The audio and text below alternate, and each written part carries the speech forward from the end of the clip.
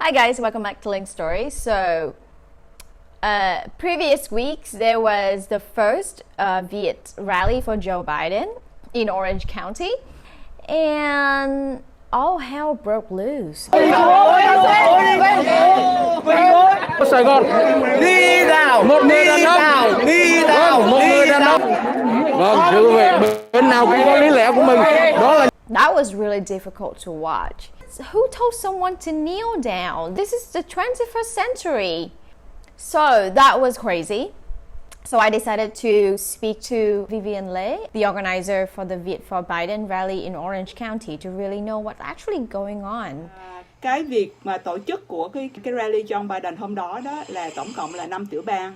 Thì chị là organizer ở bên Orange County. Thì cái việc tổ chức nó hơi gấp nhưng mà không có khó khăn gì hết. Thì trước đó 2 ngày chị đã có thông tin rằng cái cuộc tuần hành đó sẽ bị phá. Nhưng mà chị không sợ. Tại vì không có việc gì mình phải sợ hết em. Mình làm đúng. Cái đó là theo hiến pháp, quyền tự do, quyền ngôn luận. Thì chị vẫn tổ chức bình thường. Thì sáng đó là 8 giờ rưỡi một anh ở trong group, trong cái team á, ra tới ngay khu Catanat Plaza thì đã thấy một chiếc xe của bên ủng hộ Trump đã tới đậu ngay phía sau cái stage mà tụi chị đã set up sẵn từ tối hôm qua, tối thứ Sáu. Thì anh có gọi, anh Peter có gọi cho chị biết là Vivian có một chiếc xe truck, thì chị có nói rằng không sao. Thì đất nước Mỹ là đất nước tự do mà, họ có quyền. Cái đó là cái bạc kinh của public, họ có quyền họ đậu, không có sao hết anh. Việc mình thì mình cứ làm thôi. 9 giờ 45 thì có vài người xuất hiện và họ bắt đầu la ó là phản đối cái việc này, nhưng mà chị phớt lờ. Thì chị vẫn tiến hành bình thường. Thì mấy anh chị tới một lúc càng đông. Đúng như plan là 10 giờ là chị bắt đầu khai mạc cái buổi rally đó. Thì bên đó họ rất là tức, tại vì họ cố tình cản trở mình để mình không có làm cái rally đó được. Nhưng mà mình vẫn phớt lờ họ. Thì họ vẫn tiếp tục la ó và họ bắt đầu giống như là phải quỳ xuống, mấy người theo dân chủ là phải quỳ xuống. Mấy người theo dân chủ là ăn bám, là ăn welfare. Thì đúng như cái dự định là 10 giờ 45 thì là đoàn chuẩn bị wrap up lại bớt để chuẩn bị đi, để tuần hành. Thì đoàn bắt đầu đi thì chị và chị Jenny và một em nữa ở lại để giữ chỗ, để chờ đoàn quay về. Thì trong lúc 3 người ở lại đó, mấy người đàn ông đó đã bao quanh tụi chị và buộc tụi chị là phải đi chứ không có ở đây. Chị nói không, chỗ này là chỗ của tụi tôi làm, thì anh không có quyền gì mà anh kêu tụi tôi đi hết. Nhưng mà khi mà cuối buổi, lúc mà đoàn quay về á, thì họ nhào vô, họ xô xát, là có Cát với là chị Hà là ở lại sau, là họ xô xát. Thì mấy anh có can ra. Chứ bên này thì không có xô xát, tại vì chị là người cuối cùng rời khỏi cái parking đó. Nên chị biết rất là rõ. Còn nếu mà ai nói rằng bắt bên Biden quỳ, bây giờ sợ quay về rồi, thì chị dám nói một câu rằng nếu mà người đó đưa cái hình đó ra, chị sẽ trả 10.000 một tấm. Cái đợt rally vừa rồi của ông Biden thì có phải là lần đầu tiên hai phe người Việt ở Orange County đụng độ nhau không chị? Dạ, lần đầu tiên á em, lần đầu tiên. Họ phá là vì họ tức là tại sao mình dám làm giữa Lý Đô Sài Gòn. Họ nói rằng cái đất đó là đất của Trump, có nghĩa là đất của những người ủng hộ Trump. Mà đâu có chính quyền nào cấp cái giấy phép cho họ là đất đó là của ủng hộ Trump đâu. Nên đó là lý do tại sao họ tới, họ kéo thời họ phá. Họ nói rằng Orange County này là đất của Trump, là ủng hộ Trump 100%, điều đó là sai. Có những người họ ủng hộ Biden nhưng họ không lên tiếng, mà họ lên tiếng bằng cách đi bỏ phiếu. Cái đó là lựa chọn của họ. Nhưng chị muốn lên tiếng để cho mọi người biết rằng không phải ở Orange County này chỉ có những người ủng hộ Trump mà còn có những người ủng hộ Biden. Và những người đó là thuộc thành phần nào? Thành phần có học thức, thành phần đóng góp rất là nhiều cho xã hội Mỹ, chứ không phải là thành phần ăn bám. Họ quên mất rằng 45 năm trước họ đã được một cái chính sách nhân đạo của Mỹ để được vô Mỹ.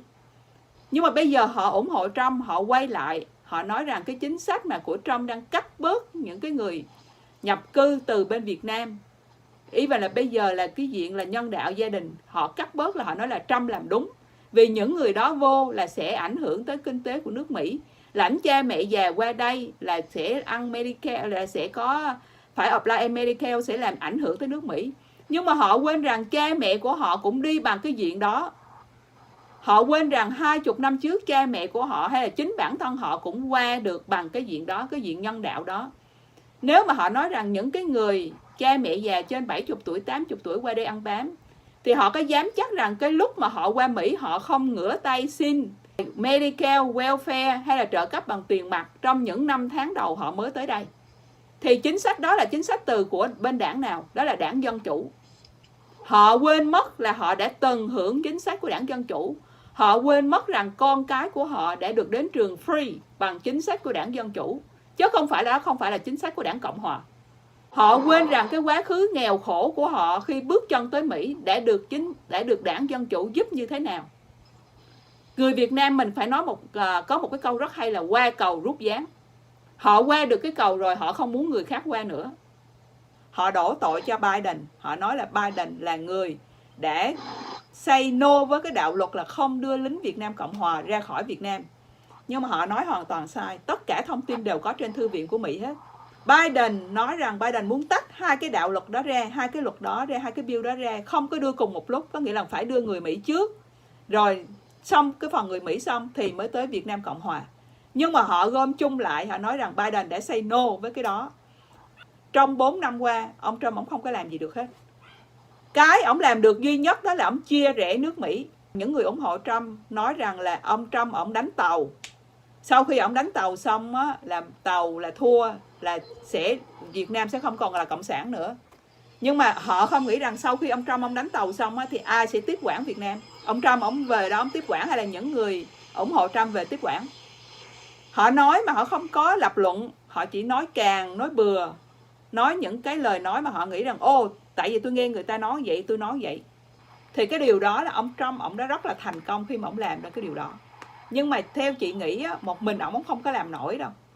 Phải có một cái bàn tay nào đó nhúng vô nữa, truyền bá những cái thông tin đó không có đúng trong cái cộng đồng Việt Nam của mình, lây lan ra, thì cái cộng đồng Việt Nam mình nó mới bị phân hóa mà chia rẽ. Coi như là chưa có bao giờ mà xảy ra những cái chuyện giống như vậy hết. Chị và những cái anh chị ủng hộ Biden tự hào mình là những người trẻ cấp tiến. Những cái người cấp tiến đó họ muốn nhìn thấy một cái xã hội công bằng, đấu tranh để đứng lên chứ không thể nào mà im lặng được hết. Im lặng là đồng nghĩa với cái ác. Tất cả mọi người dân Mỹ yêu nước Mỹ, chọn quê hương, chọn nước Mỹ là quê hương thứ hai. Hãy cùng nhau đứng lên, nắm tay để giành lại nước Mỹ, xây dựng lại nước Mỹ tốt đẹp hơn. Và Vivian tin rằng một cái mùa bầu cử năm nay Joe Biden sẽ thắng, nhất định Joe Biden sẽ thắng. Và nước Mỹ sẽ có một mùa xuân rất là tươi đẹp trong năm 2021. So yeah, so that was the interview with Vivian Lin. And so let me know what you think. And I mean, to me, it's really sad to see Vietnamese community in America to be up against each other like this. November is going to be very interesting to see how it's going to turn out. So let me know what you think about the action and the behaviors of the Vietnamese Trump supporters and the Vietnamese Biden supporters. I mean, you know you can agree to disagree, right? But anyway, yeah, I see you in the next video.